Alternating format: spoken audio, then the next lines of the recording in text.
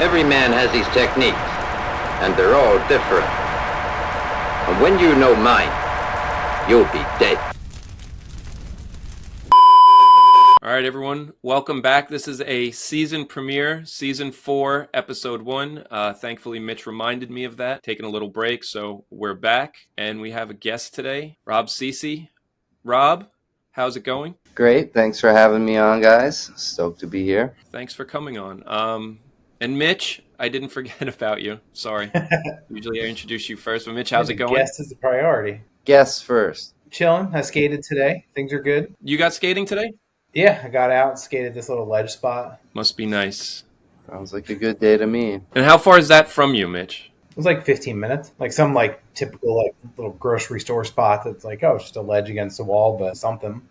Those are safe. I don't know. My hand's killing me. I was like touching it the whole time because it's like too close to the wall. I skate a lot of those ledges. I hate the reggaeton ones with the fence. Drives me crazy in the city. Yeah, you ever your skate hand there? can go through it. Or it's just you go to do a trick and you smash it on it. I saw a kid actually last time I was there. He went to try. He was, for whatever reason, just fucking around, and he went to go just try. He was going too fast, and he went to try a backside, just 90-degree to axle stall, and he overshot the ollie, and his feet went through the fence. So he was like stuck, like his feet were dangling out the other side. Not fun. So did he just stay there? Did you leave him like, all right, No, peace out, dude? we had to help like get the fence up so he could get out. Man, all that for an axle stall too. That's pretty crazy. So you can get it whenever. It happens. Right. Rob is we're not going to get too much into everything because I guess this episode would go on for 8 hours, Rob, of your vast skate history. But right, you are running the show at Asics Skateboarding right now, right? I guess we can touch on that for a little bit. Yeah, in terms of it's basically myself and my friend Casper, who does all like sports marketing and brand, and then we have Davis Torgerson, who just joined us. That he helps Casper more with the brand and team management stuff. So I kind of help all with like sales, all the product side of things, merchandising, all that kind of fun stuff.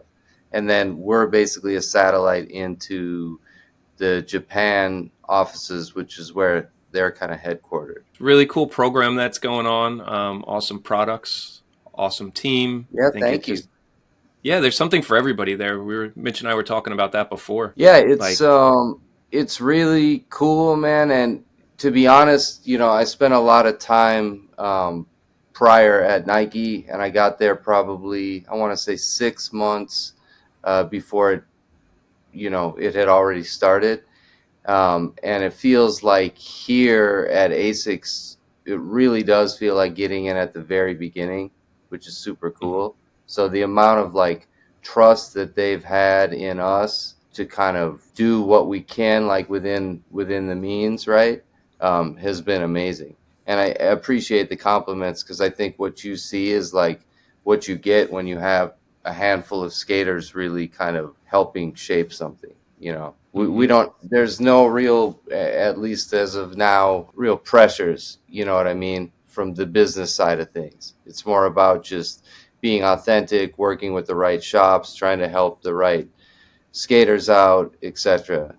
So it's really cool to be a part of. And funny enough, when I got let go from Nike, I took some time for myself, and I told myself, I was like, man, the only brand that I would really want to go to footwear wise was Asics, and Last Resort, because I just like what they're about in terms of, run by Pontus, and kind of, I like the for skaters by skaters mentality, and it's hard to do in the footwear game.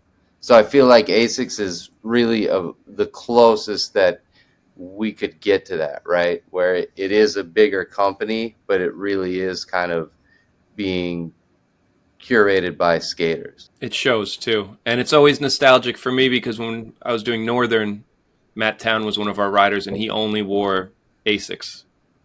And shout out to Matt Town, man. So sick. And even cooler, like afterwards, like when Asics started, and even before they were in the States, when they were still in Japan only, and they sent him someone there was, because they loved him in Japan, and somebody sent him shoes from Japan, and I thought that was so cool. Yeah. Oh, dude, they have a real cool squad of guys in Japan. Yeah. So definitely not to make it sound like everything that's going on is all us. Like there's a guy, Taruki, that we work with, who's kind of the liaison, I think, into Asics. He's OG, Japanese skater, worked at Slam City, lived in London for a little bit. Dude, we have a couple of TMs, one of which is Shin Okada. So you probably remember the name, right? So yeah, I got to meet him when I was in Japan, where I was just like, dude, legend, you know? So yeah, we have a real good crew, you know, globally. And we've got a guy, Al, in Australia now, who knows the stuff, comes from skateboarding again. So I think, you know, in this game, it's all about, like, especially in your entrance, like, you have to be authentic, right? You need to put people who live it and breathe it, give them a little bit of say in you know, in how the program works. So we've been really fortunate. You know, I think that's a good word, is like authentic. Like it definitely comes off as like not manufactured. It's definitely like you can tell it's run by people that care about skateboarding and are kind of like in the mix of like what's like they're at, like we see you skating every day. Like you can tell it's run by people that are legitimately out there.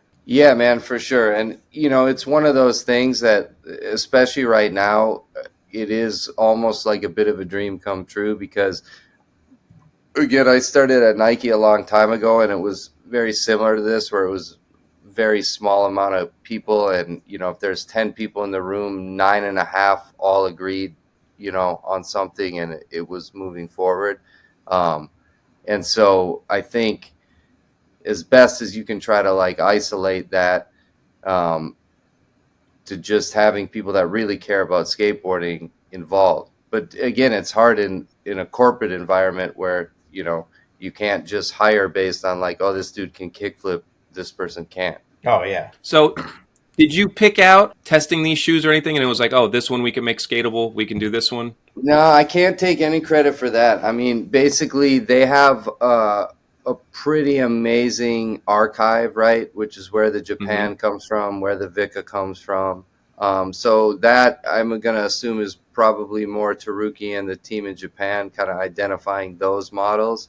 And then the Flex Key was built basically early on. And it was, I forget the girl's name, but it was she's super rad, like vert skater from Japan, and she was kind of the muse behind the shoe, right? So a lot of the crazy detailings where you're like, oh, what is this about, right? It's because it was made in mind of like, oh, she does knee slides, she doesn't want to rip her laces, right? So like you see those insights and you're like, oh man, these guys, they know how to make footwear, right? It's just what they're addressing, I think, is more where I think the future opportunity lies now with like myself, Casper Davis, of like informing future models, right?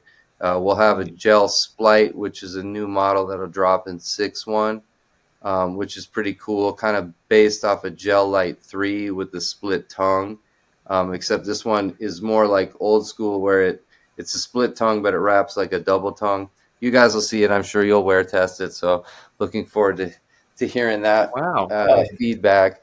But yeah, I mean, it's, you know, as I'm sure you guys know, or it becomes more common knowledge, like to develop a shoe from the ground up is a huge undertaking, right? And a lot of financial, you know, risk up front.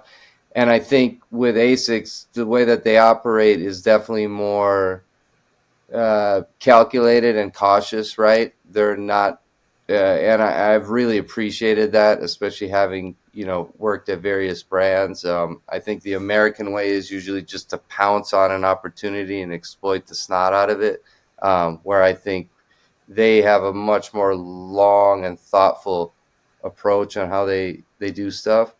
So that's kind of a long-winded way to say of like, I think we're just kind of getting started here with Asics.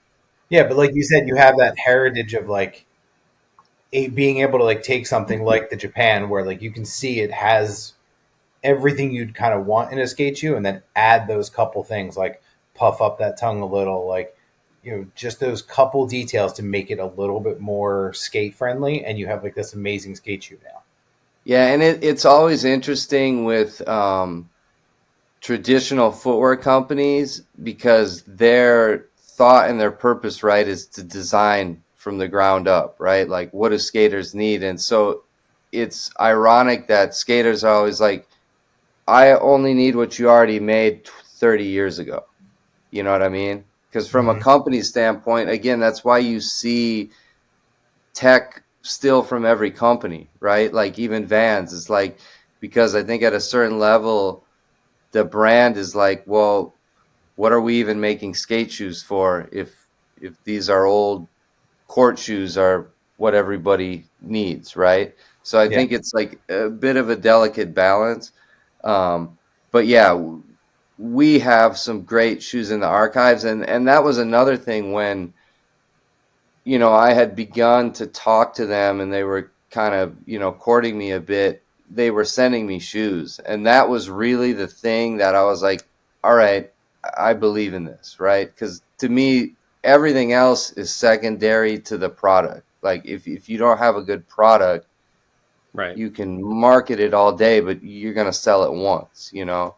So once I skated Vica's, Japan's, etc., I was like, all right, like I think that this definitely can have legs. I thought it even like, you know, you sent me those original to Japan, the non-skate one, and I was blown away at how good the soles were. And I was Yeah, super for happy sure. that that stayed consistent to the skate one because I was like, this is like a little padded or something. That's like I said, like, Rob, if these had like a thicker tongue, and you're like, yeah, they're going to. And I was like, Man, oh, I got to go nice shoe. to Japan to their headquarters and got to see their research lab. And I mean, it was next level. And not even in terms of like, you know, smoke and mirrors or lights, of just in terms of like, we saw somebody at a computer, you know, focusing in, zoom in, zoom in, zoom in. And it, you know, it's a thread, like a fiber, you know what I mean? And they're just Mhm. looking that to that level and that degree.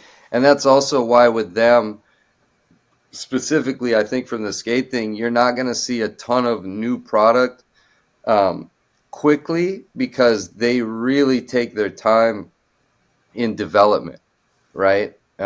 Which is a good thing. But at the same time, I think it's a little, you know, for kids that like new stuff, that doesn't always work. But I think for me personally, and this is kind of what I say a lot in meetings, is like the fact that we have two shoes already out the gate, being the Japan and the Vika, that people are buying and going back to, is a really good thing. You know, a lot of Mhm. brands, it takes years and years to just get one, let alone two.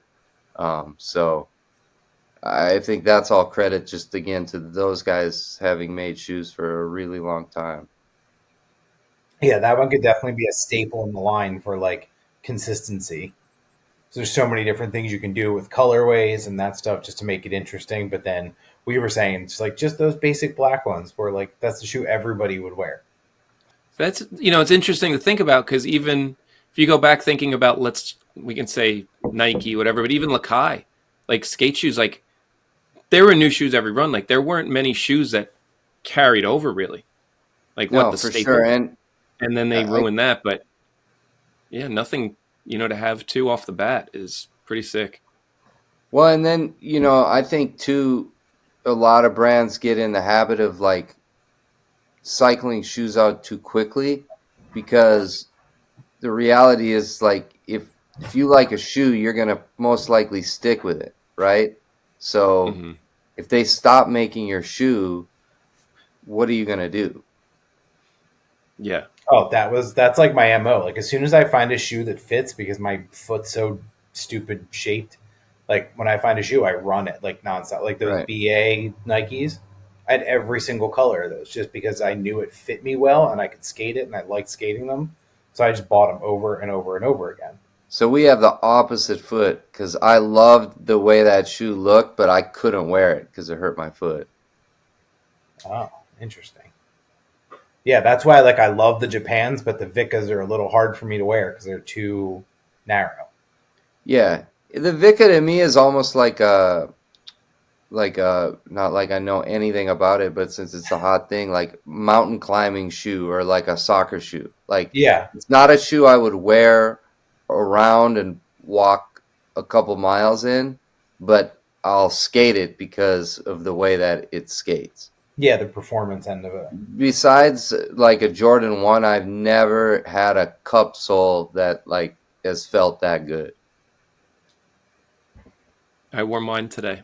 I I have to wear different pants with them.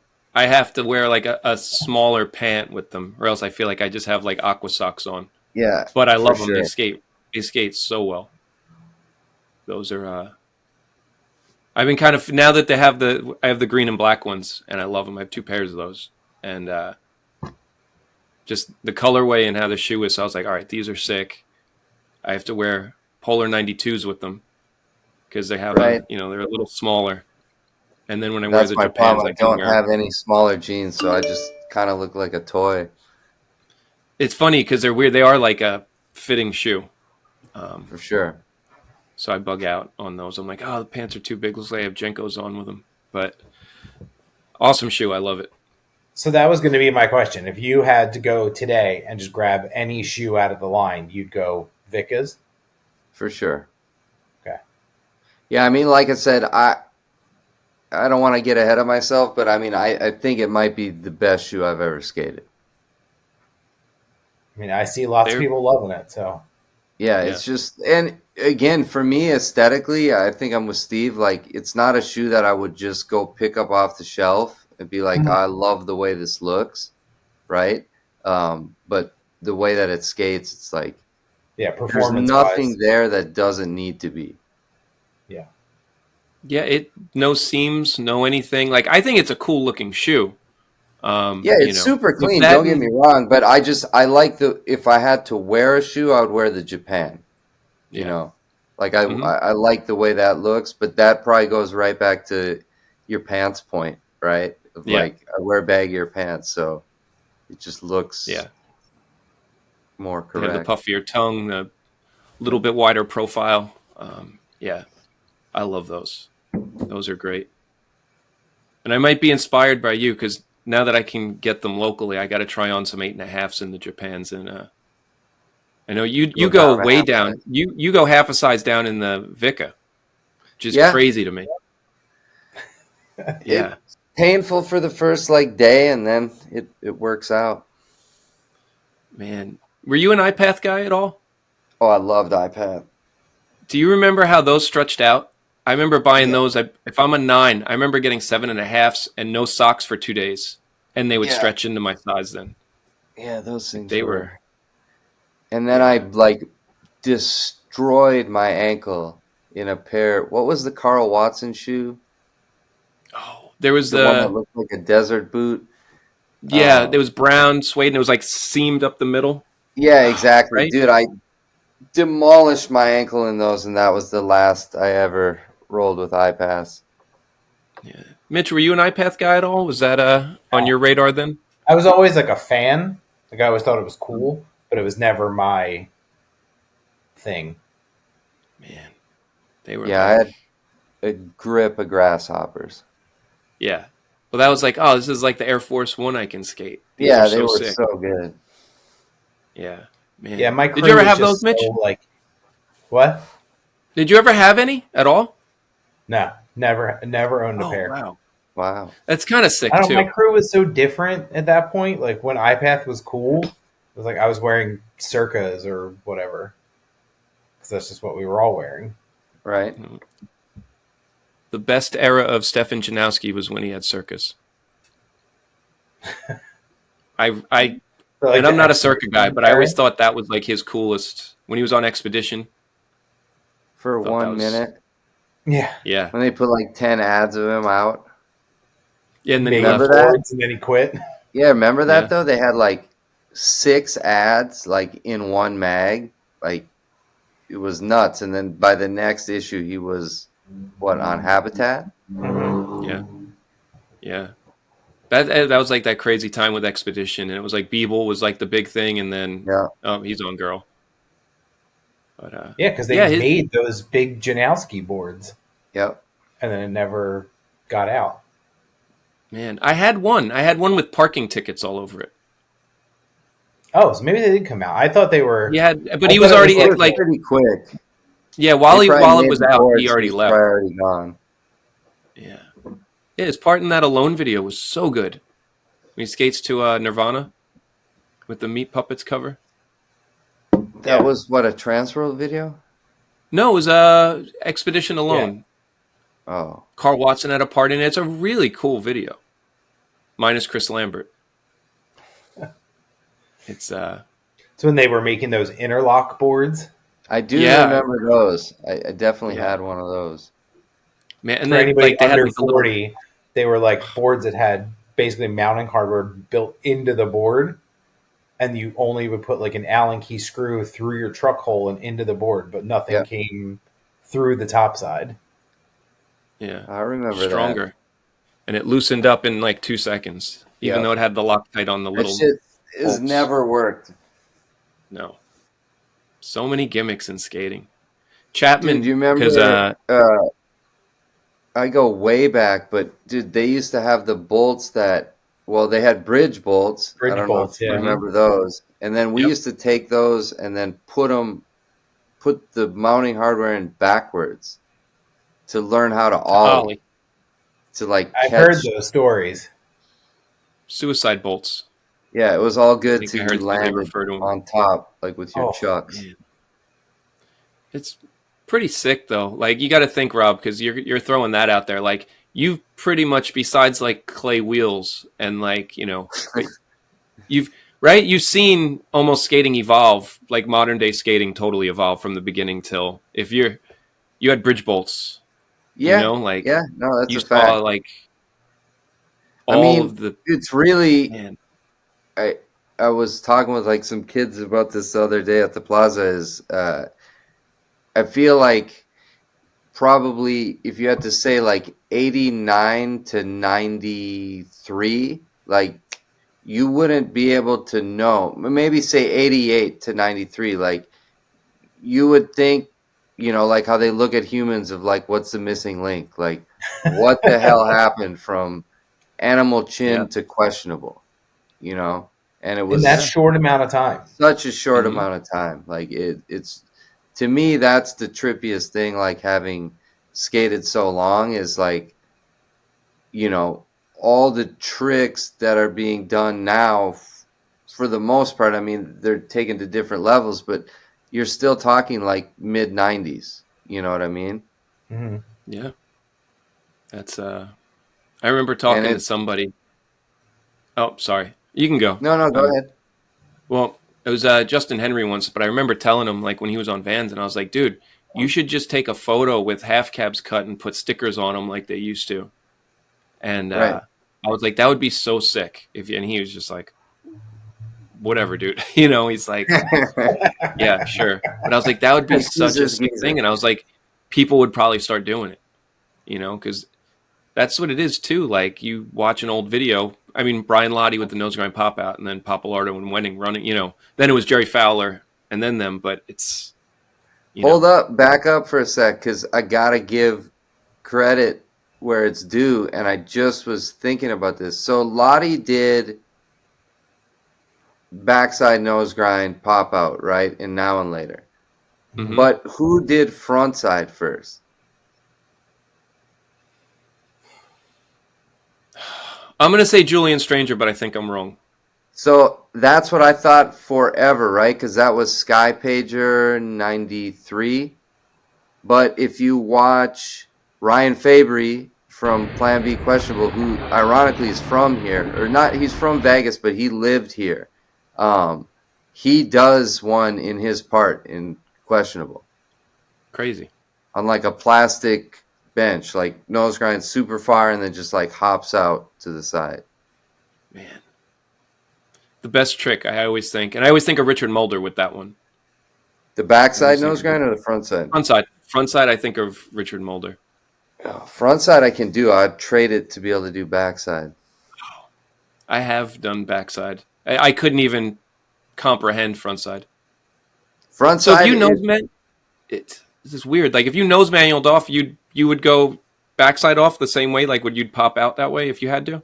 so here's what's funny, and this should give you the confidence to know that you can do a frontside nose grind pop out. Is like gun to head, I probably wouldn't even front 5 a ledge, and I don't even like front 50s, and I can barely do a nose manual. But for a front nose grind pop out, I literally just think I'm just grinding for a second, and like just how you hop out of a nose mani, that's all you do. You just keep your pressure on your toe, and boop, comes right out. There we go, Mitch. We're gonna have to learn these now. I learned it on. at like age 42 or 43. I love that trick. It's I just fun. love learning tricks at this Yeah, point. exactly. Right. Yeah. Skating's the best, man. Richard Mulder. I always think of Richard Mulder with that trick. When did Richard do them though? That's what I'm trying to think. He had to have done it in one of the chocolate videos. Now I'm gonna have to look, and I'll put it in the edit when I'm here. But all right, perfect. Yeah, because it's funny because that's what I think of Richard Mulder. I think he had an ad for one too. It was like a frontside nose grind pop out on a ledge, but it was just him nose grinding. We'll have to, Mitch. We'll have to ask Trivs about that. He's like the master of all things, Richard Mulder. Early chocolate. Yeah, the best. So man. Underrated. So underrated, dude. That first like chocolate commercial they did for 411, with the Paula line, like to me is probably one of the greatest pieces of skateboarding. Man, so funny. Like, all right, so here, yeah, girl or chocolate? What are we going with? Okay, perfect. You bad? can start that, and then I got a whole list for you guys. Dude, so that's an easy one for me, chocolate. And funny enough, I was talking with who the fuck was I? Was it Swisher? I think it was Swisher. We were at the Girl 30 year, and I was like, "Hey, man," I was like, obviously not saying it out loud in front of everybody, but I was like, "Man, when Girl started, I wasn't down." Right? Because I was so entrenched in the world camp, and the girl boards came out with like these girl logo graphics, and I was like, what? Like, what is this? Like I was not psyched at all. So instantly, like it was, I don't want to say like a divide, but like there was the world camp and then the girl camp in Mini, right? Like in Minneapolis locally. And I wasn't really messing with girl at all until chocolate started. And then when chocolate started, I was like, it's too sick. Like I gotta buy in. Yeah, it was night and day. And like when chocolate started too, they had actual graphics. It wasn't just like you said, it was the bathroom logo. Girl bathroom logo is weird. Yeah. I always think and too, I was just like a big name. like Paulo fan, Gabriel. Like I just thought those dudes just had a lot of flavor, Mm-hmm. Yeah. Mike York. Yeah, I mean, to me, it was kind of like had that Menace vibe a bit, Mm-hmm. Mitch, were you skating when that stuff started? Or was that already around? Or no, Paco and Goldfish were already out by the time I started skating. So when did you start, Mitch? Like 95. Okay. So if we're doing the either or, I'll start in early order. So Steve, when did you start? I must have started in like 89, 90. 89? Okay, perfect. Like, so I'm going to try to go in order here. And Mitch, you jump in where relevant, or if you have an opinion on it, please say. Yeah, I mean, I know I've definitely done some homework, so we'll start with the biggest one that was for me, like when you started skating, was like Hawk or Hosoi. Hawk. Even though looking back now, Hosoi, but Hawk. Hawk, definitely. My first board was a Tony Hawk. Respect. Nodus or Gons? Nodus. Definitely Nodus. Paulo or Rudy? Paulo. Paulo. All right. Let's see here. Oh, here, this one I got specifically for you, Mitch. And maybe this is apples and oranges, but I think you're a fan of both. Maldonado or KT? Oh, damn, that's like impossible. Oh, good. Then I'm glad.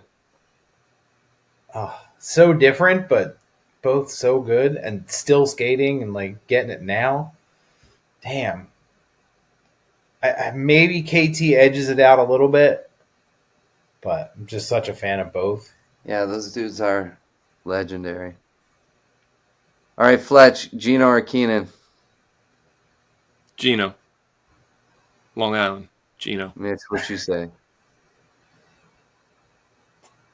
I think I might get. I gotta go Gino too. Respect. Papalardo or Wenning?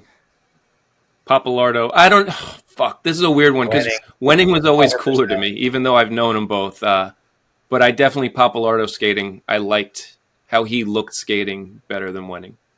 But Wenning was always cooler. Mitch, I was what'd you just say? always a Wenning fan. Yeah. Yeah, Wenning came out too hard, man. Just swinging.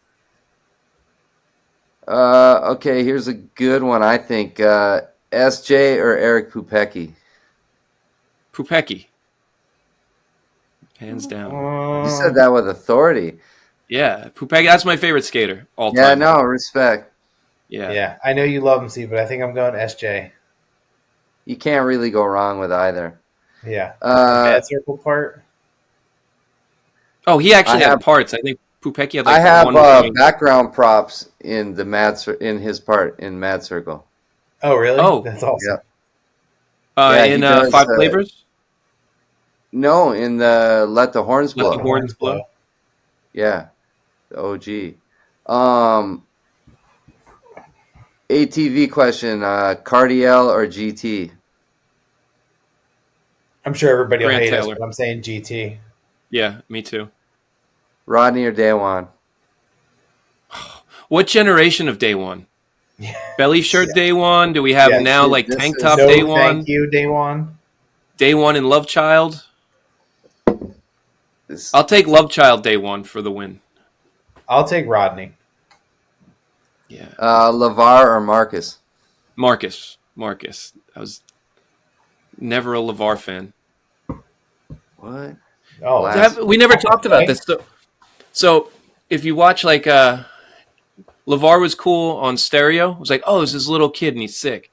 In what was it, 20 shot when he had like 15 different outfits on. Yeah. I don't know. It just always bothered me. He'd go from like this slim kit to like baggy kit. There's a Dude, that part was so sick. He had like different shoes on in every clip. Like you gotta respect that. yeah. And the trick He was was wild. amazing. He was amazing, but I never. No.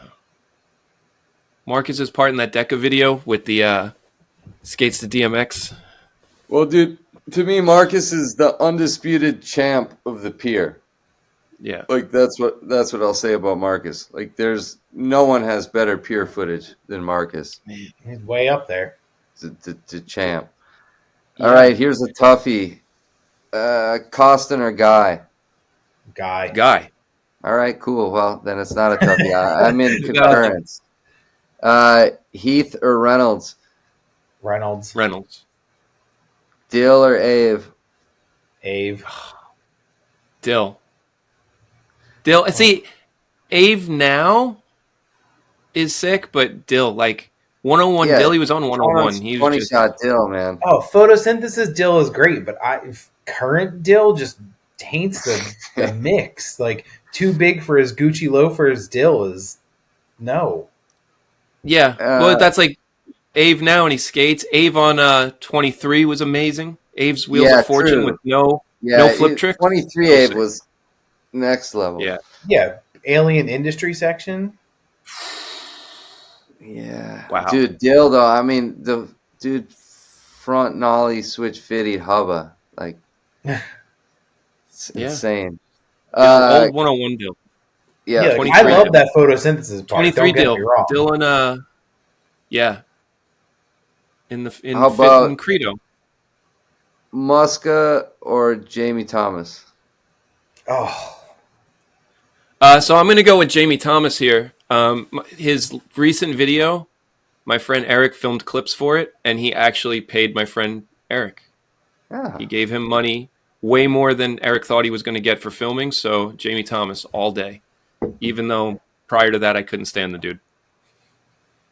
Yeah, it's a tough call. I don't want to say Muska, but I just so Farmer many Chad? Jamie things that there's just so many Jamie things that I run into that I just can't. Dude, Muska's rad, man. I got to meet that guy in Pacific Beach in, I think, 94, like right when he had went Oh, from wow. Maple to getting on Toy Machine. Mm-hmm. Coolest dude. Yeah, I met him at like the height of the Circa, or not? Yeah, like the end of Circa, beginning of Supra, like that, where it was like he was a huge, Oh, dude, sky he top was and like, all that. he And didn't still have just a, like, the most hyped dude, super nice to Yeah. everybody. dude, when I met him, he didn't have a pot to piss in. Like, he was so rad that I remember he was riding this like super wide, well, wide at the time, it was probably like 8.5 foundation board. And I remember like asking him about it, where I was like, dude, that's sick. Like, and the shops didn't have them. And I was like, dude, like, do you have any extra that I could buy?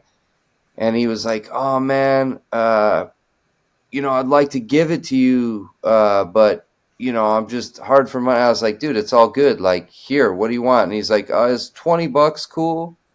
And I'm like, yeah, $20 for a board, great. Give him 20, and he feels bad, so then he gives me some wheels too. So I'm like, all right, I got a board and wheels for $20. And then he's like, what kind of beer do you like?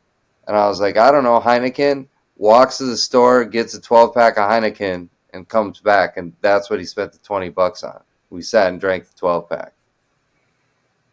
Amazing. So I was like, It's so funny because the dude you met in like '94 is the same dude that exactly. I met. Yeah, that's why I'm like, he's goated in my opinion, like, just for being such a rad human, Mm-hmm. And my homie Pooh, rest in peace, he had known Chad forever in Vegas. So I'd always heard of Muska's name because it'd be like, my friend Chad, my friend Chad, my friend Chad. So then, yeah, we all were in San Diego around that time. Man, that's cool. Yeah, it was there actually, funny enough, when Muska met Steve Olson. Oh wow! Like, it was like the strangest crew, dude. It was me, Olson.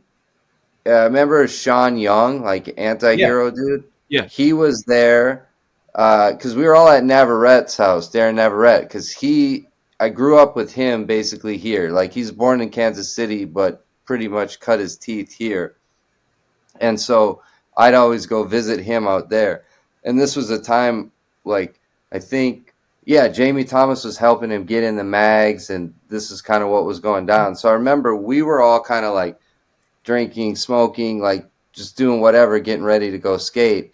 And Darren was like kind of the side where I was like, oh, normally he'd be with us. And it just so happened that Jamie was like coming over. So he comes over to get Darren, and he comes into the place and he sees Chad. And he's like, Chad, what are you doing, man? I thought you were skating today or whatever. And like Muska he literally takes a bong rip, like walks up, blows, like exhales, and he's like, what do you think I'm getting ready to do, man?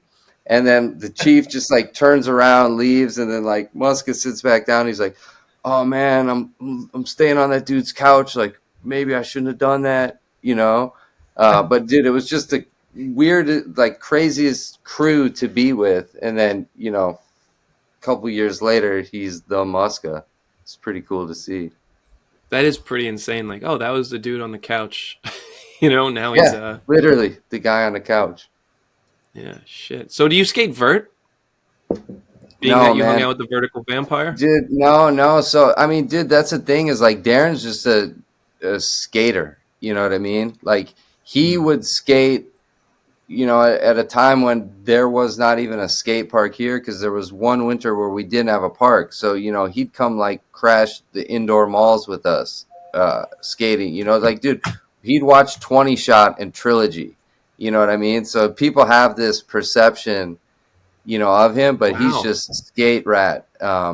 Yeah, but we had a huge scene here, like the such good transition skaters, like going back to like Dave LaRue, Justin Lynch, Eric Froland, like a lot of good dudes. So yeah, funny, when I was a kid, my dad got me, I was like, Dad, bring me to the skate park. I want to get a membership. So he brings me, and I got the membership, I think, before I even had like peeked around the corner. So got all set up, and then I go into the park, and I'm like, okay, where's the street course? And I'll never forget, like, Woody points to basically a curb, and he's like, right there. And I was like, what? So I had to somewhat learn to skate transition. But no, I didn't skate vert. Dude, I'm sorry for rambling, but this is actually a good story. Yeah. I was with my wife. We weren't married at the time, but we were in Hawaii. I think this was like 2001, maybe. And there's a little skate park on the island with it's like kind of a janky street course and a vert ramp. So I'm just there skating the street course, and the whole time that I'm there, there's a kid standing on the vert ramp with his, foot on the deck, like on the tail, like psyching himself up to drop in. So finally, after about a half hour, I look up to the kid and I was like, dude, you got it, man. Like, do it. And he's like, show me how. And I was like, oh, shit. So my wife is just coming back from a walk, and she had like the point and shoot camera. And I was like, Layla, take a picture of this. I was like, it might be the last photo, you ever have of me. So I go up to the vert ramp, and I'm like just trying to play it cool, put my tail on. Dude, somehow make the drop in, right? Like successful. Funny thing is, though, develop the film, and when you look, like she shot the photo after I dropped in, and I'm in the flat, and I literally have my hands up in the air, like trying to slow myself down before I get to the other wall. And then I was on a mission. Like, I did that. I was hyped. So then I was like, all right, anytime I go to a vert ramp, I'm dropping in on it. And I did that until I got to like a 12-foot ramp, and then I was like, nah, that party's over. Mitch, So you I ever have drop in? dropped. What's that? Oh, Mitch, did you ever drop in? No. Yeah. I had Wow, to do it. Man. You done it, I Steve? tried to convince myself a few times. I could never bring myself to do it. You can do it. You know what I mean? You just got to make Like- sure the front wheels touch. I'm assuming that's Yeah, it's all the same. You know what I mean? It's Until funny. you It would get be to easier. Not going to find out now. Yeah. It would be It's easier never for too me late. thinking if it was a wall. Like on the street, if I dropped in on a wall, would make more sense to me than that. Yeah, I get Like- that. I mean, that's just street mentality, right? Yeah, Like, I just would remember never skate looking. a handrail or anything like that in a skate park, but like if I found a good rail in the street, like even today, I might be like, oh, I don't know, Yeah. When I went to Woodward years ago, I remember our counselor was this dude, Brett Peterson, who was from Long Island. And it was kind of funny, too, because he was our counselor. And, like, we haven't seen him. He was, like, the skate park dude. Only skated skate park. And we're like, he's our counselor? Like, this was weird. And I remember he had, like, a menace shirt on. And it was so weird because he wasn't, like, a dude who would Respect. ever... Yeah. It was so funny. I remember Tim and I were like, menace shirt, this dude, like, this is crazy. And but we wouldn't drop in on the vert ramp, so he didn't let us use the foam pit. Like, he wouldn't let our group use the foam pit because none of us dropped in on vert. He was I'm Phelps. sure you all guys. saved yourself a staph Yeah. infection. He was pissed. He was like, you guys are killing me. You won't. You just want to street skate. Because that's what we're like. Yeah, we'd rather just skate flat ground. I don't want to drop in on this thing. That's crazy. You got None of us punished did. for not dropping in on vert. Yeah. Brett Peterson Damn. ruined my life at Woodward. Brett faking the funk, man. Take the menace I shirt never off, did. Brett. We're trying to skate the ledges. Yeah. So what were you like? And then he teenagers? also had the World Industry with the Devil Man. which we thought was funny because I was already kind of like, it's kind of sucks, like, you know. So that was Brett. Like that was more him. Like, all right, you can have the Devilman shirt, but you don't get the Menace shirt. Oh, so Tim texted me back. Tim Anderson, Bob shirt. So he was there the day Mike Vallely ollied the fence. Wow. This is amazing. Yeah, and Rob was telling us off air that Rob was also there, which is pretty crazy. That's such a trip. And I don't think I was there. Tim just asked if I was there, and I go, I don't think I was. You'd probably remember that. I feel like that's something you'd remember. That one's definitely etched into my brain. Yeah, there's a lot of cool stuff I do remember seeing stuff go down there. That was like my childhood was every weekend we were at the banks. And that was it. Yeah, that's probably one of the coolest spots I think, like ever. And the little banks too. That's the thing. It's funny. That was my favorite part. Catch me there. Yeah, so much fun. It's awesome you got to skate it. Mitch, did you ever get to skate it? No, I blew it. I didn't travel enough as like a teenager. I was just like here. Dude, if it makes you feel any better, Mitch, I had gotten invited to go to Philly to stay with Ricky Oyola to skate Love Park, and I didn't go. So you never skated Love Park? I was he's like, dude, you've never been to Love Park? Like, you've never been to Philadelphia? I'm like, nah, man. Like, I'm good. I go to New York. You know, and now I'm just like, ugh. And funny enough, on a trip that we went, this was in like 99, we went, I think it was like 13 people from Minneapolis, like our crew, went to New York to skate. And then a couple of them, going back to my friend Pooh, who had known Muska forever, his mom was from Jamaica, Queens, so he would be out in New York sometimes. He was out there, so he was like, whatever, let's go visit my friend in Philly. Who wants to come? And we were all like, nah, we're in New York, man. So him and a couple other people went to Philly while we were in New York. Well, yeah, then Photosynthesis comes out, and like those dudes are chilling in the back of Fred Gall's like nollie hard flip over the can, you know, like they were up in the mix like at that time, you know. I think that was part of the reason that I didn't go anywhere, is because there was so much happening here that I was like content with it. It wasn't just like, oh, this is boring, like doing the same shit every day. It was like there was always new people here or new spots popping up. Yeah, that has to be insane because like in that time in Philly too, I'm sure there was a new team there every week.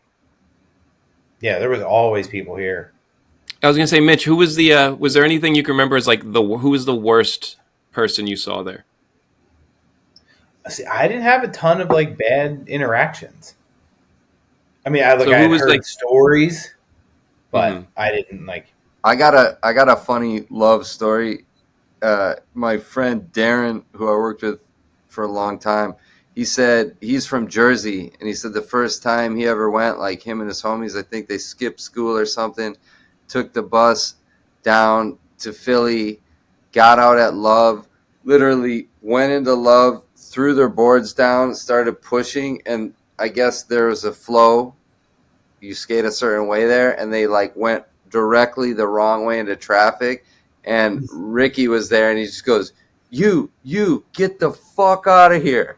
Literally, they had just got there, put their boards down, pushed, and they got the boot. Wow. Which is so funny to like imagine that now. Like one guy is just like, nope, you guys all have to leave. Yeah. I mean, I was just talking with the kids the other day at, the government center where I skate, but it's like, I grew up with that. You know what I mean? Like the plaza we skated, it was like, if you blew it, you'd get banned. You know what I mean? Like we were very territorial, like I don't look on it with pride now, as a husband and a father. But yeah, when I'm honest about it, it was like, yeah, like the spot was very, there was kind of rules and regulations to a certain extent. Mm-hmm. And I mean, I think some of that is lacking today. You know what I mean? Yeah. Oh, I agree. definitely. There's a lot of that, of like those little things where it's like even like constructive criticism. You can't give constructive criticism anymore. You just come off as like, oh no, you're negative and you're like a Yeah. hater. Like, no, sometimes I'm trying to help you out. Like, I've seen some shit. Oh, for sure. I mean, I think that's the thing that people need to understand is skating is meant to be a little bit rough around the edges. You know what I mean? Yeah. That at least that was like a bit of the allure about it. Like I was talking with a friend the other day who, he's even older than myself, but he was saying, when we grew up skating, like these pros, there were such characters, right? Like they had such character to them. And then I started thinking about it, it's like, well, then if you really look at the like kind of situations around it, it's well, at that time a lot of skaters were outcasts, latchkey kids, come from broken homes, inner city kids, right? All that kind of build character in people. And now skateboarding, again, I don't want to talk smack, but it's just like participation is so much greater, so therefore it's like the white hat jock kid might end up skating, you know what I mean? And he might be better than you in 2 years, Right. and The that's just the natural athletic reality. ability. 100%. But they're the ones That that, when they're 22, are done skating. Yeah, I mean, when I was in Tokyo, I saw that we went to one of those Olympic qualifier contests or whatever, and it's just like North and South skating, whatever, and Yuto, all these guys, it's amazing stuff, but after 30 seconds, I was just like ready to leave. You know Yeah. what I mean? Because it's just, I don't want to say I'm desensitized to it, but it's just something different. You know what I mean? Because I'm also looking at a lot of these dudes. Yuto, pull him out of the conversation because that dude just is amazing no matter Yeah, where can you do put him. anything. But yeah, a lot of these guys, they just practice the same 15 tricks over and over and over again. You know what I mean? Yeah, Which they're again, practicing the that's ones they don't great. get But points. I have a daughter who's a gymnast. Like that sounds more like gymnastics to me than skateboarding. Yeah, I feel like that was one of those things that everybody got nervous about the Olympics and like, oh, what's it going to do to skating and whatever. And then it kind of didn't do anything. Like there was so much hype for it where it's like, just, yeah, it was like just came and went and it didn't really change much of anything. Yeah, There's like a 1% that it affected and everybody else is doing the same shit they were doing. well, and it's interesting though too because like at that time I was, again working at a company that was like very vested in the Olympics. So it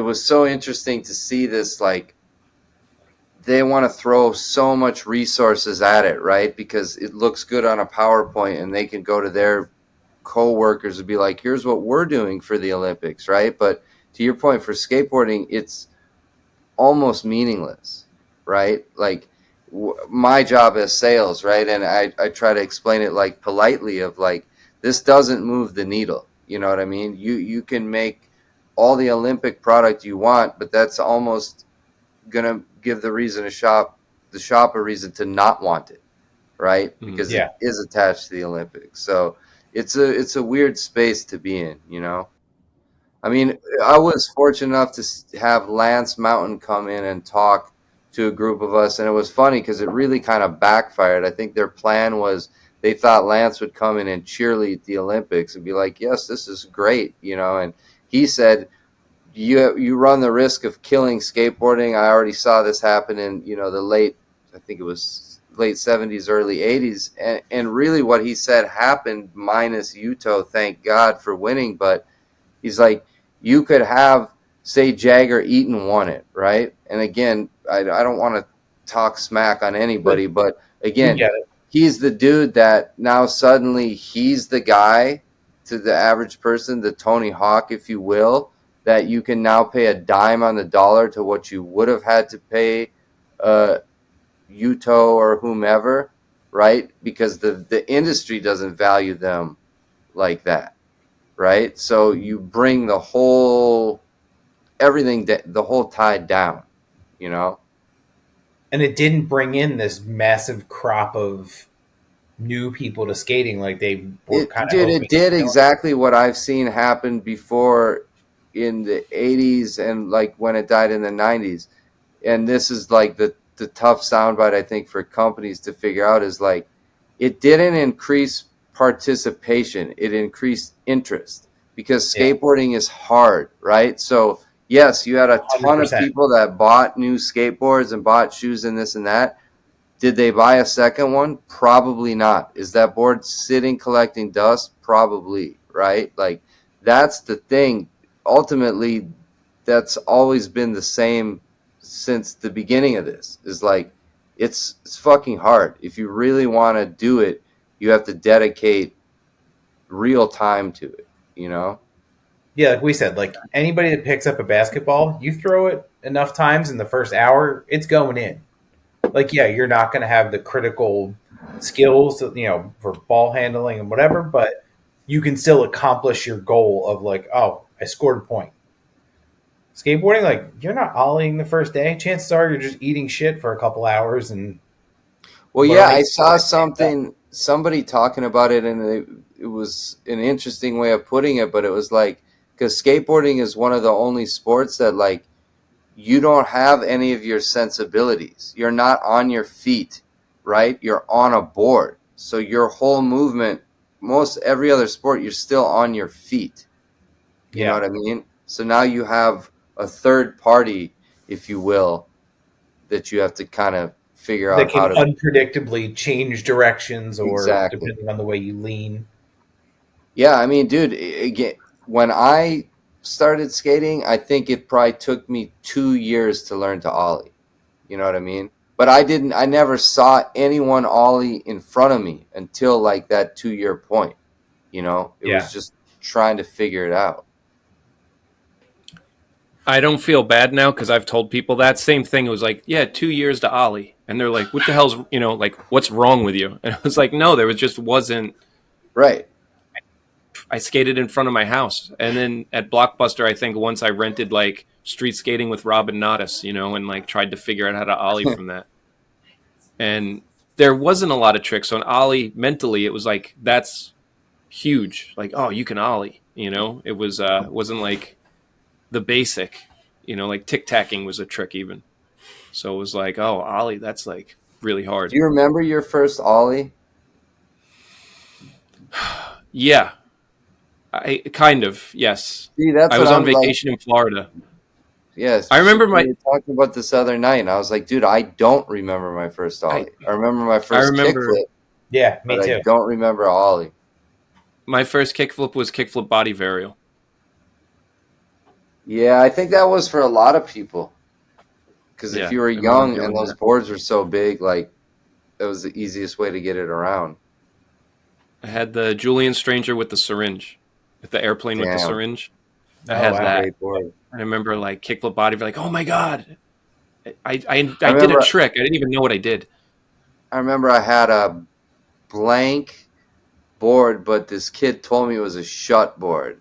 So I was like, I had to have it, but it was really probably like a Z blank or like some just blank board. But I remember just even at a young age, like I was super infatuated with like shut or anything East Coast. That's so you were drawn more to the East Coast than the West Coast in the beginning, or? Yeah, I think like subconsciously I was, and then when Eastern Exposure came out, then I for sure was, right? Because like when Underachievers came out, then that's when I was like, all right, this is what I identify with. Yeah, I think I got not that I didn't love everything else coming out of there, but that's it for me. Yeah, I think I just got lucky because like starting in 95 and then Underachievers came out in 96. Yep. Mm-hmm. So it was like, oh, this is, and it's like all half of it's filmed here. So it was like, this is my backyard and this is the coolest new thing that I'm like paying attention to. Definitely. Also, but even like you guys saying like not having somebody to show you how to ollie, it was another one of those things where it just happened to be fortunate where like the kids that we all got boards together that kid's dad worked on cars with Shane from Sub-Zero. So we all got our first boards there. He kind of gave us the heads up and would like bullshit with us and just kind of give us the like, oh, this is where you're starting, like push like this, those kind of things. So we like got to start with people that were older than us that would like kind of give us the direction at least. So it's like not that they were hanging out with us, but at least being cool and like not having to figure it out on our own. Mm-hmm. Yeah, it was all for me just trying to figure it out. And what's ironic is like right up the street, and I mean, who would have known, but literally less than probably like a mile away, you had Steve Nesser and Seth McCullum. Oh, wow. We met later on, right? Like after we had each probably been skating for a year or so. But yeah, it's just funny to think that those dudes were like right around the corner. That is pretty crazy. I didn't have anybody by me when I started. There was nobody. We had this one kid, Frank Biancamano, and I think he could have been pro, but he had like some crazy strict parents. He could only skate in front of his house. But I remember like hearing about this dude who was like, oh, there's this dude, Frank. He's so good. And he could like manual his whole block. Like it was down a hill. He would just manual the whole thing, and he could 360 flip. And it was just like, I can ollie like up a curb if I'm lucky. And like this dude, that dude taught us about trading. He was always like, his parents were super strict. He had to work all the time. At like 14, this dude was like full-time working like after school. But he must have had to give his parents the money. So he never had money he never bought anything, but he would trade. And he was so good at skating. We're all like, oh, he's the best skater. Oh, he wants to trade. Like, and he would just rip us off like crazy. And that's how he would end up with new stuff. And it's like, well, I'll trade you 4 boards for 1. And it was like, oh, well, yeah, sure. And it's like you look down and you're like, I have 4 beat, destroyed, chipped up boards that are like, yeah, this was a Mike Vallely New Deal at one point, and now it's not. But I remember learning trading from him, which I thought was huge in skating. Yeah, dude, it's funny. We used to trade. Did you guys ever do that with shoes too? Like, yeah, swap out a good shoe for a bad shoe, or find the dude who skated the opposite foot. I had a friend who was regular growing up, and we were the same size, so we would trade. And he used to he would also, like at school, he would end up swiping shoes from gym lockers, and he couldn't wear them back to school, so he'd be like, I got these Jordans, and be like, oh cool, I'll trade you like skate shoes in a deck for him or something. And we would always do that. So that was pretty funny. Really fucked up now that I think about it, but oh, dude, yeah. Don't get me so started many things, on. so you're looking back at it. Fucked up things and shoes as a kid. Man, we used to like, dude. This was one of 2 local skate shops, and I remember I went in with a friend to buy a new pair of shoes. So I bought like some Vans or whatever, and then I put the new shoes on, and how does this go? I put the new shoes on, and I put my old shoes in the box. Mm-hmm. But when I wasn't looking, my homie took my old shoes out the box and put new shoes in that box. So then I went to pay for my shoes, and I was like, hey, they're like, what's up, Rob? They know me. And I was like, oh, I got the shoes on. And then he's like, cool, and opens the box, and there's new shoes in there. And he's like, you got to go.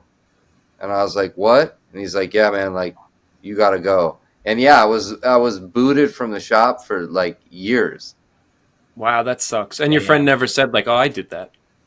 No. I mean, I knew he did, but I wasn't going to rat him out. No, but he didn't even say, he didn't man up then.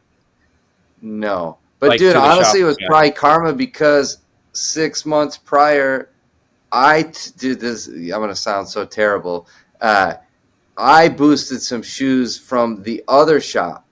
This is funny. And the dude, Nate, is like a good friend of mine to this day, but I went in thinking I was slick, right? And this dude Nate's working there, and so I I boost these shoes. I get home, dude. This is obviously pre-cell phone, all this stuff.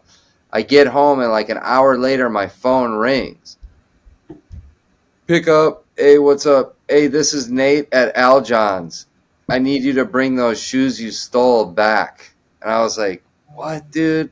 And so I was like, hey, I don't know what you're talking about, man. I was like, but, you know, I was there with my cousin. Like, let me call him and see what's up. So I hang up the phone and I'm like, damn, how's this dude know? And I call him back. I'm like, yeah, man, sorry, my cousin took him. Like, I'll bring him back. You know, totally just being lame, throwing my cousin under the bus, not owning up for it.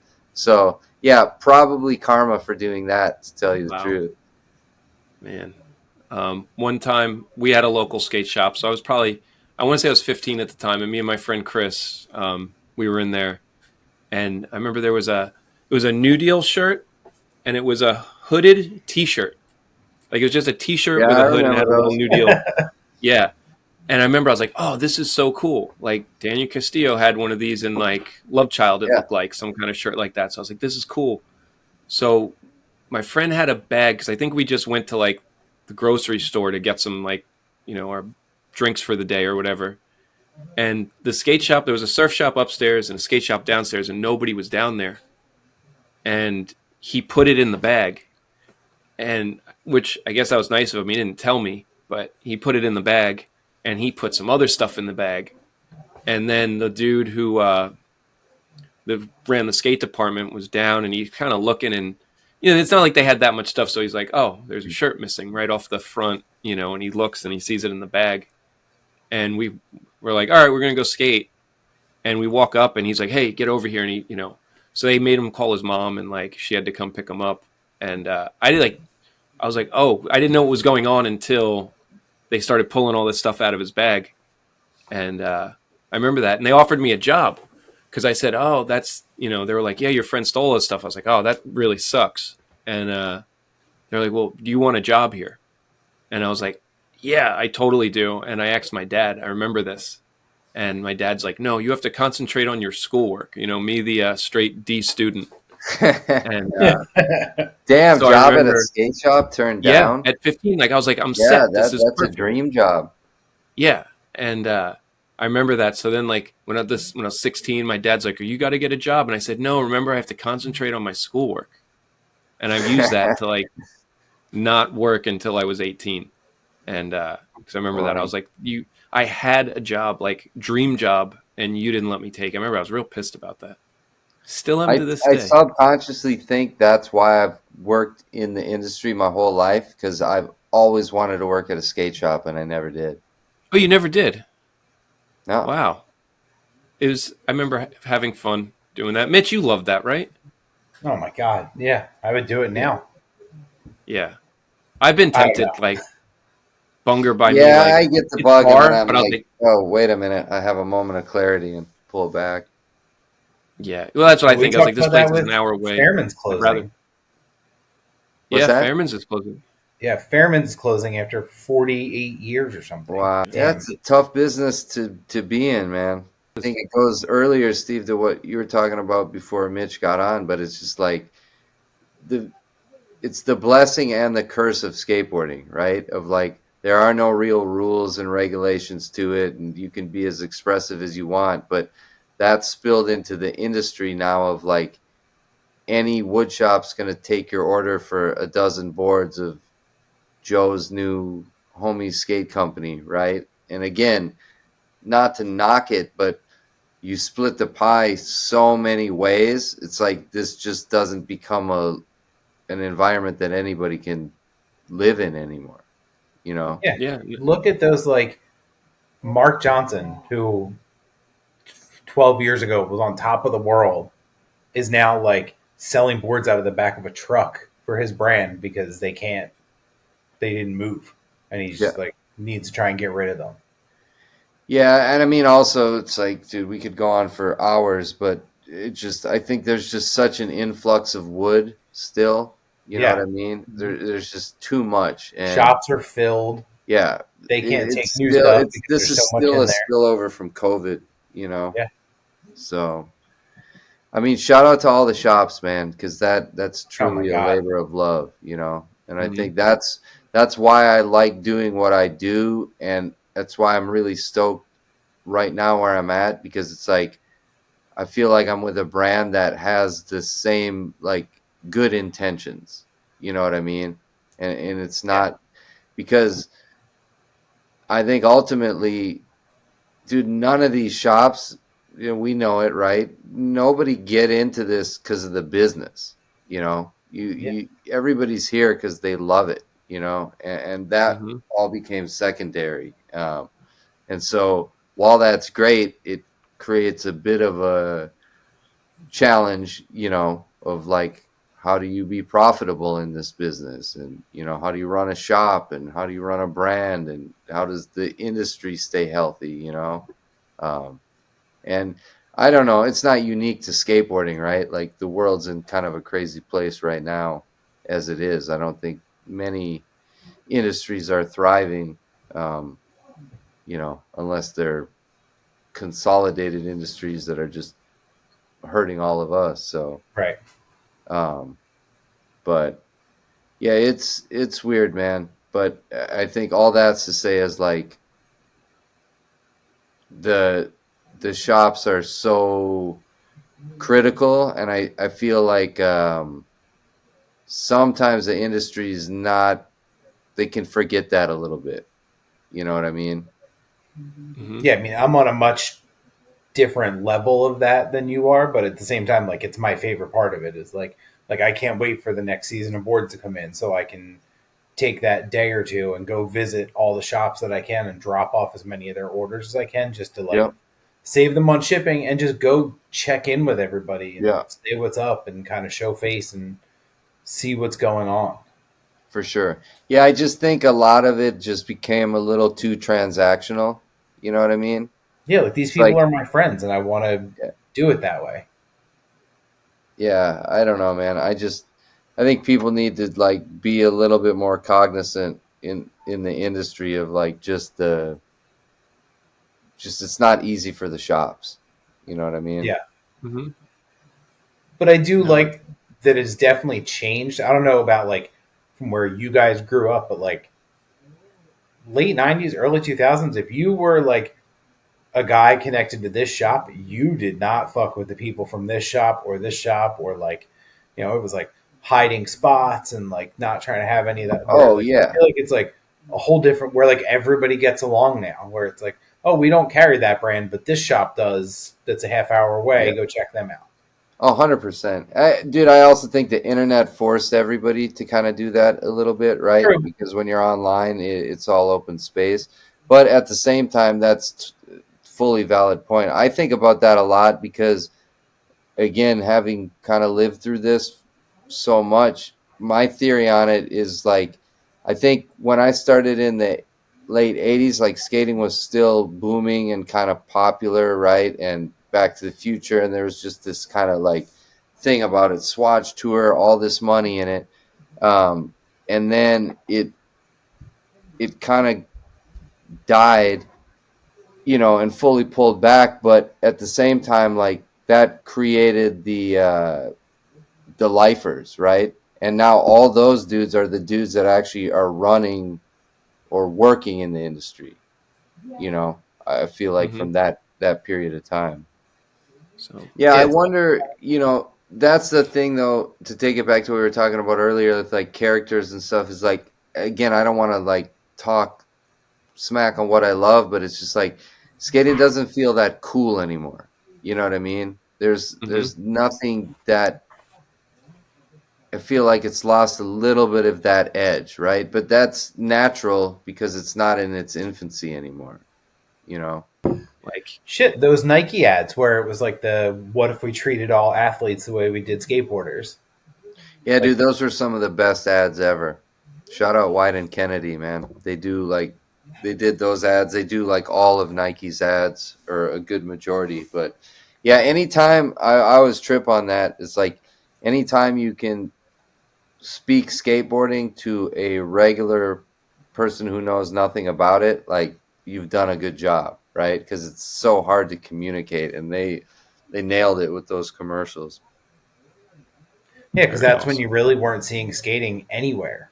No, Mhm. To the point where then we were like overwhelmed with it, where it was like you had the Robin Big and the Sheckler show and That's Bam, just the thing, all dude. that stuff. It's just it balloons so much. It's similar to like I think Vans and their problems right now, right? Is on one sense they're like, "Oh my God, like it's the end of the world," and on the other hand, you're like, "No, actually, you're fine. You just were riding a trend, and you have to understand like that trend doesn't last forever." You know what I Yeah. mean?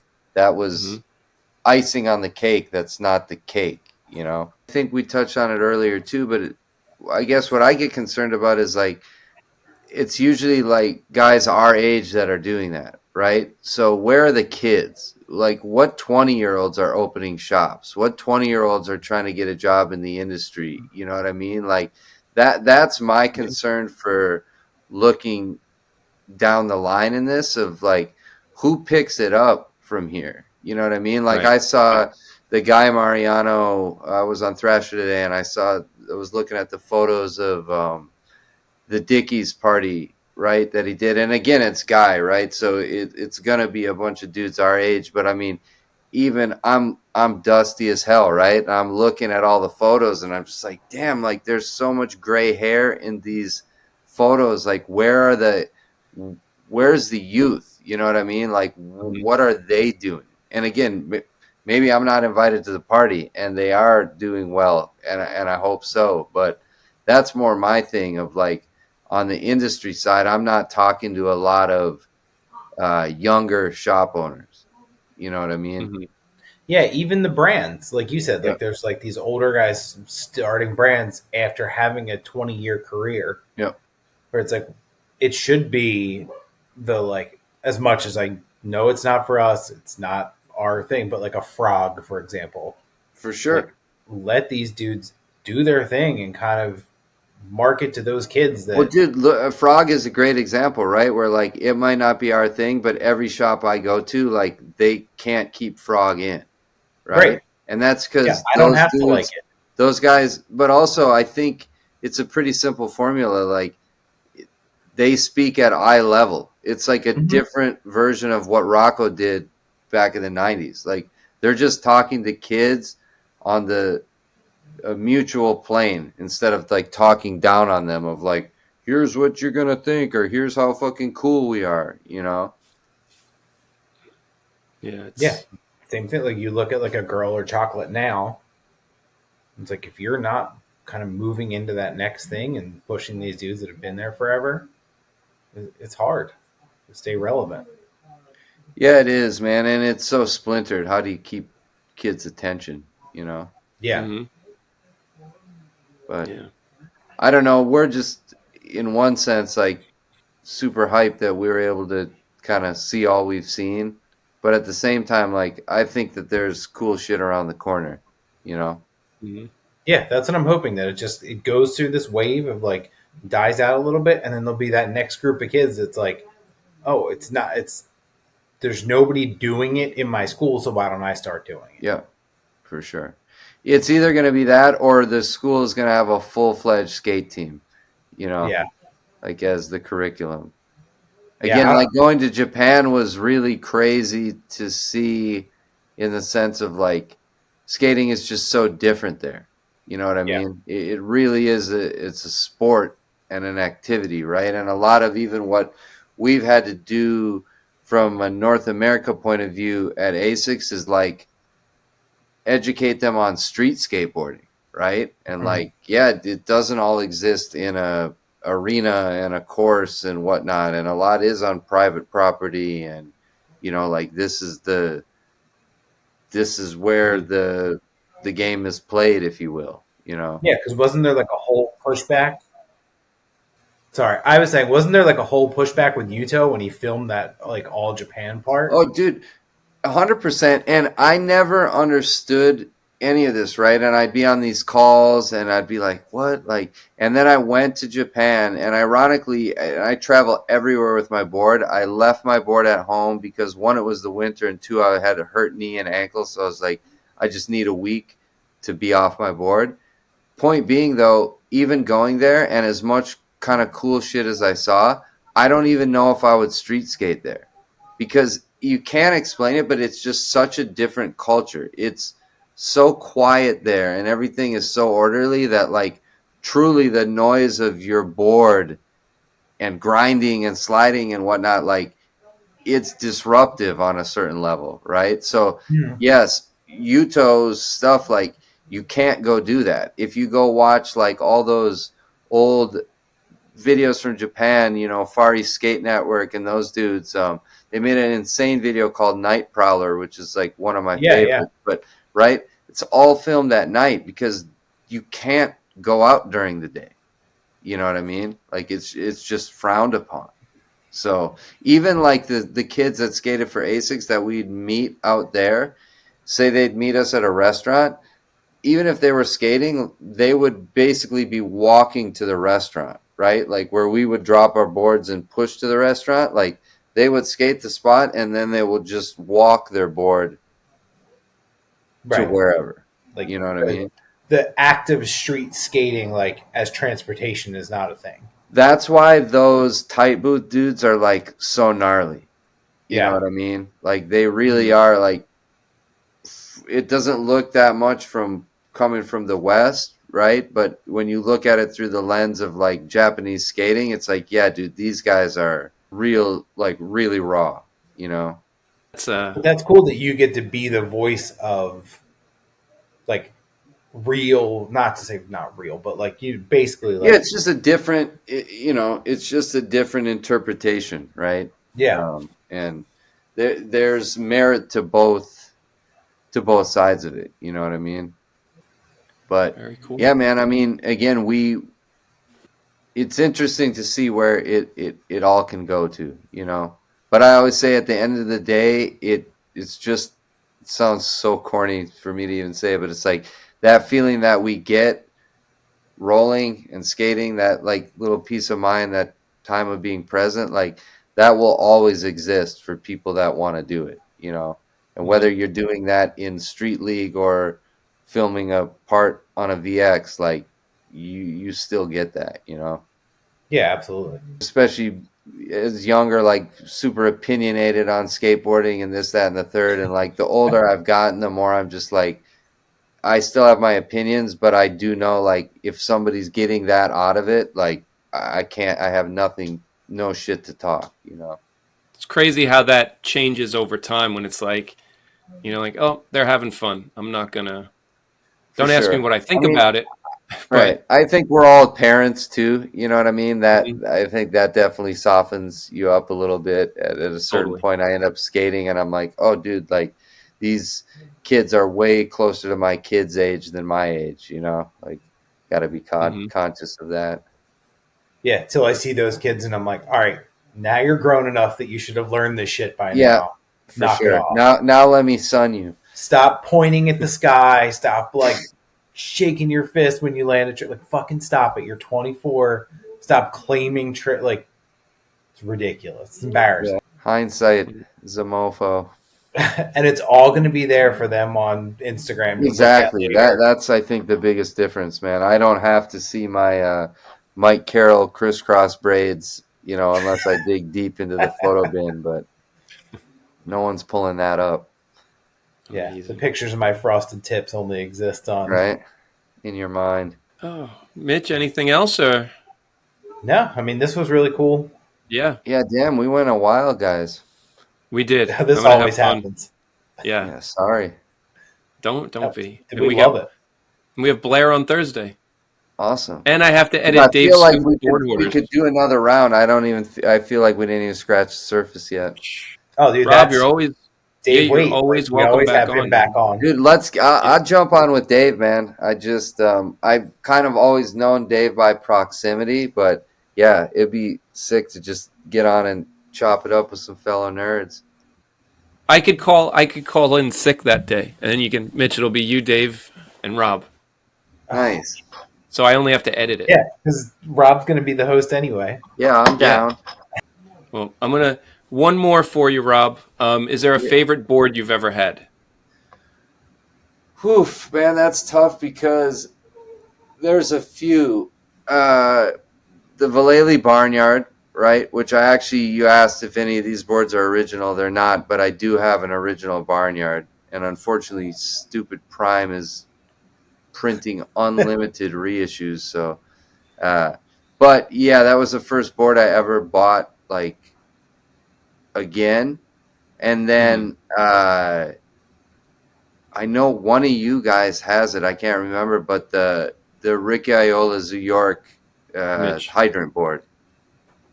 Mitch, you got that Yeah. one, right? Yeah, Yeah. yeah. That was probably, like, timing wise, and just like skating that period of my life, like, one of my most favorite. I mean, there's so many good ones. So many good ones. Each one kind of has a story too, you know. Mhm. Like, that's how I'm sure, like you guys, like, I can't remember dates and times other than, like, if I see a skateboard, I can be like, oh, I was riding that, and then figure out what year it was made and do the reverse math on it. Dude, for sure. It's amazing. Mitch, do you have a board like you wish you had? Not really. I mean, an original, maybe like the original Matt Reason Keys New York one, Dude, please. or like his Illuminati board that never came out was so sick. Like the I graphic had was that like, keys board, man. yeah, his like the graphic was like a Jesus and his arm was out and there was like a barcode on his forearm, and it just never hit production. And then Silver Star or Illuminati went under. So then he had boards on Silver Star, but never, that Illuminati board never hit production. Dude, if you guys want to do a board episode, I'll get my buddy Nick, who's one half of Strangelove. He's the Skateboard Museum. Oh yeah, Instagram. Dude, those things he used to have on Transworld, Yep. ridiculous. Like, Dude, those archives. it's insane. Like, Steve, you would cry. You know what I mean? Oh, like, that's- especially all the old world stuff. Like, you remember the Big Brother with Paulo Diaz, like the painting of him? Yes. Yeah. Dude, you walk in his house, like, that's one of the first things you see is, like, that original painting. Oh, the painting. Yeah, dude, Wow. if he has a board, he has the original artwork for it too. You know what I mean? It's like all that cool stuff that Tim has. Mhm. Yeah. I got to Yeah, go to Tim his and back Nick there. know each other well. Oh, I'm sure. Yeah, I'm sure that like there's like a upper echelon of like those guys are all kind of on the same level of. Nick is on a different man. planet. Like, it's wild. So it's got to be insane. Like, I mean, just going there. I remember helping Tim with the Jason Dill Bob Shirt episode. And, you know, he hands the boards over. And then when they're done, I was taking them. And I'm just sitting there like, oh, my God. Like, I remember having this board. Or, like, I always wanted this Jason Dill with the Winnie the Pooh, but I didn't have it. Look how flat and small And he's this got the thing is. original Amazing. art for it. Yeah, it's crazy. Yeah, it was crazy. Like, don't break this, put it down. You know, it was Yeah, cool I mean, shit he had. between McKee and Cliver, like, just treasure, you know? Yeah, Yeah. man, so legendary. I almost feel like that stuff's kind of missing now. But 100%. nothing's ever going to be how it used to be. You know. No, man, and that's why I'm such a fan of Strangelove, though, because I'm like, nobody graphically is like, I don't want to say nobody, but I feel like they're still saying something. You know what Yeah. I mean? Mm-hmm. Absolutely. Yeah. They come up with an idea and they don't hold back. Exactly. What about you, Steve? Jeremy Klein vegetable board. And I guess if I could trade out that one, do you have one of those? Yeah, The Mario 360 flip, I guess, would be really cool to have. But yeah, the vegetable board.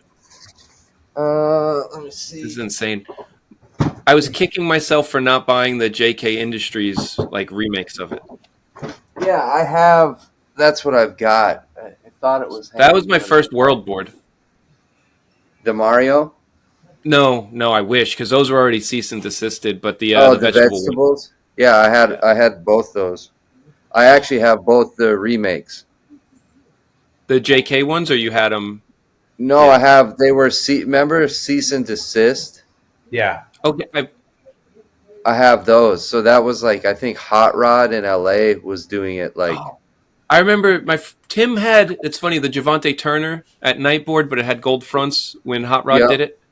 And Tim had it, and he came back and he was like, "Do you want to skate this?" And I was like, "Yeah, totally." He's like, "I don't want to skate it. You can have it." And he just gave it to me to skate, and I was like, "Holy shit, this is so I awesome!" remember Cease and Desisted that Carol Nirvana board. another, no, that one's not on the wall. I have that one too. Sick. Oh, man, Yeah, my homie Shay gave me all those boards. wow, So that's really super cool. lucky. Such Dude, a and then good probably board. third favorite is this.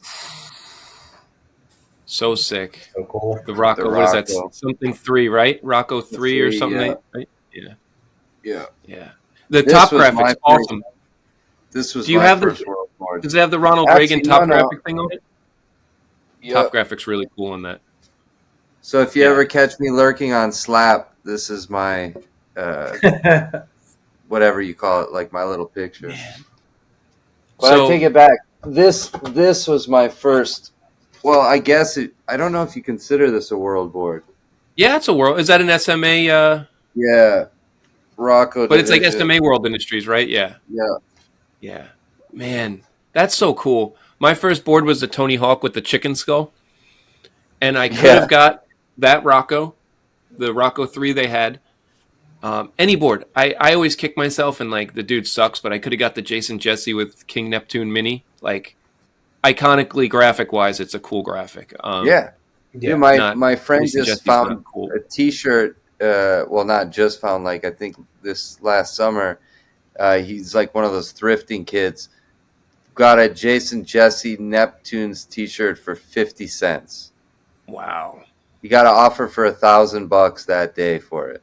Yeah. Wow. It's insane, dude. And it's like, yeah, the dude sucks, but the time period of all that is Yeah, it was pretty epic. pretty cool. And I'm like, I got the stupid Tony Hawk. Like the most generic. I had a Rob Ross cup if it makes you feel any better. I had one after that with the face. Yep. I had a black top. Mine was black top.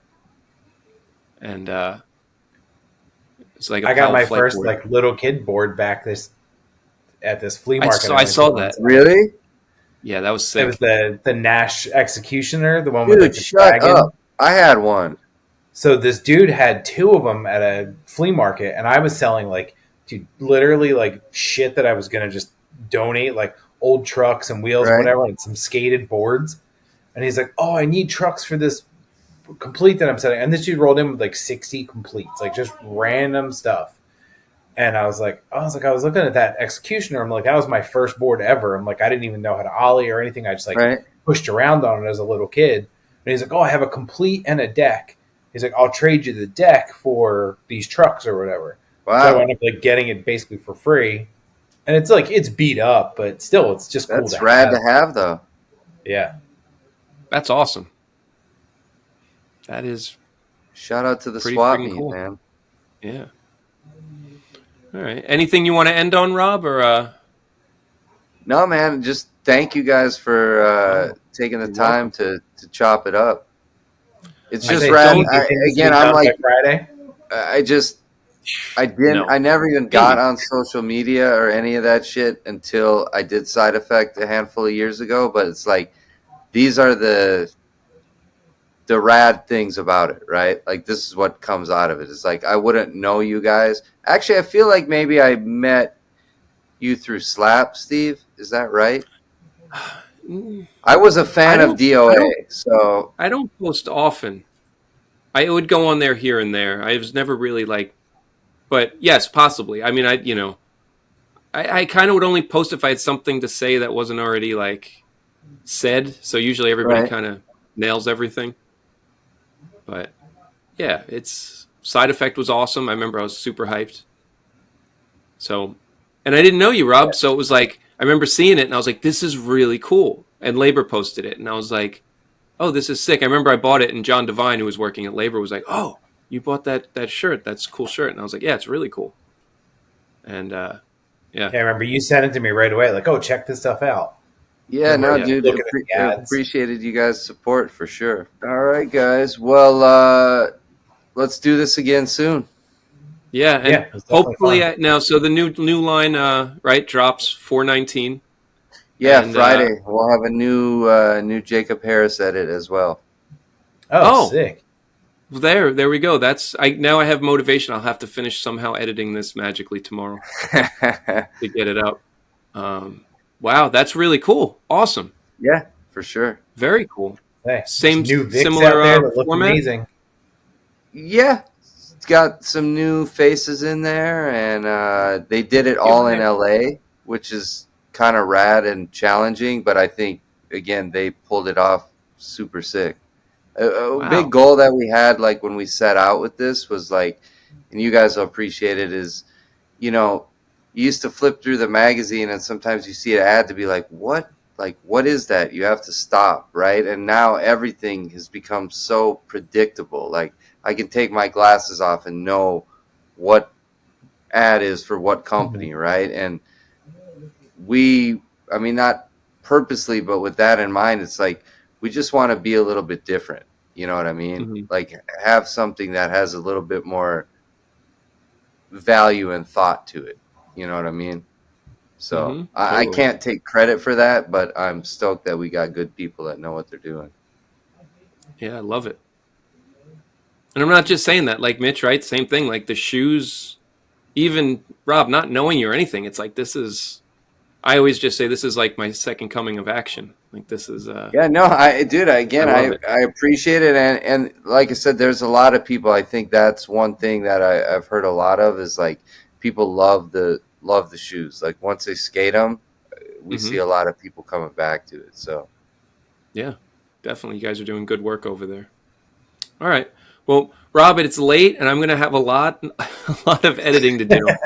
But all right, dude, I do appreciate it, and thanks for coming on. Hell yeah. But yo, you gotta break out and I gotta break out. World for life.